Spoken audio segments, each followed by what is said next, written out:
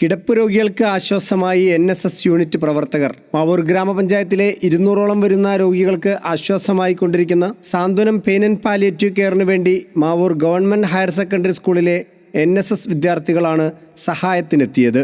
ദേശീയ palliative care ദിനത്തോടനുബന്ധിച്ച് സാന്ത്വനം pain and palliative care നടത്തിയ ബോധവൽക്കരണ ധനശേഖരണ യജ്ഞത്തിലാണ് മാവൂർ ഗവൺമെന്റ് ഹയർ സെക്കൻഡറി സ്കൂളിലെ NSS വിദ്യാർത്ഥികളും പങ്കാളികളായത്.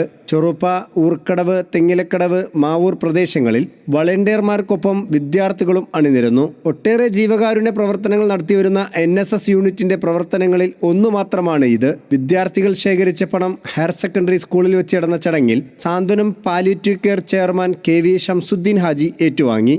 NSS programme officer Shinitha PV, അധ്യാപകരായ ഷബീർ, ആശാലത, ബിജിത, NSS ലീഡർമാരായ പൃഥ്വിരാജ്, മാളവിക, വോളണ്ടിയർമാരായ Ashley, Anirudh, Diljith, Akshaya, Santhwanam pain and palliative general secretary M Usman, executive committee അംഗം MP അബ്ദുൽ മജീദ് തുടങ്ങിയവരും സംബന്ധിച്ചു.